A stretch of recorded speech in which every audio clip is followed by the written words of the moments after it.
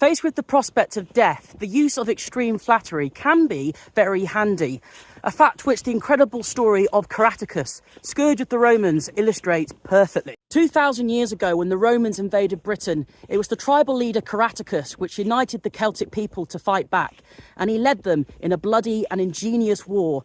After 9 years, however, the Romans finally outmanoeuvred and cornered Caratacus and his forces, giving them no other option but to meet the Roman legions in a pitched open battle. The Celts fought back bravely, but against the superior weapons, armour and tactics of their enemy, they were eventually brutally defeated and beaten into a desperate retreat.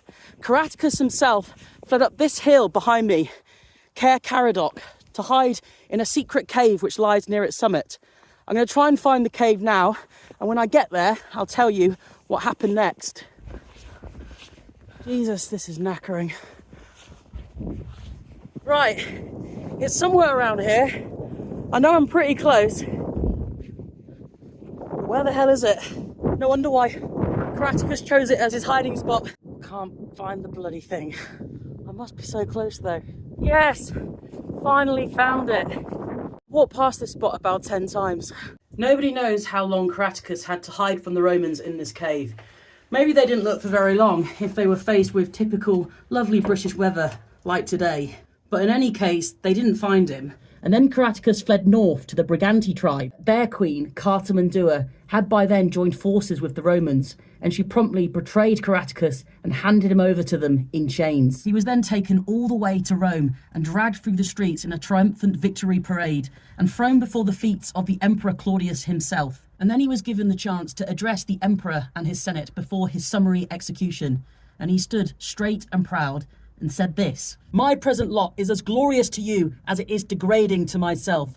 I had men, horses, arms and wealth. What wonder if I parted with them reluctantly? If you Romans choose to lord it over the world, does it follow that the world is to accept slavery? Were I to have been at once delivered up as a prisoner, neither my fall nor your triumph would have become famous. My punishment would be followed by oblivion, whereas if you save my life, I shall be an everlasting memorial to your mercy." And with those words, Claudius was completely won over. He pardoned Caratacus, and he lived out the rest of his days in Rome with his family as a free man. It's about time that I got down from this place. I'm starting to freeze my nipples off. And I'm going to do it with some speed, but maybe not much style, with my sledge. I'm not sure whether it's really safe to go from here. It's pretty steep, and I'm getting really cold, so I just want to get down.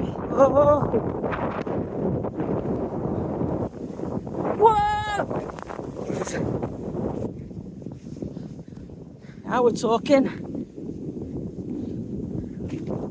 Ow! Oh! Oh!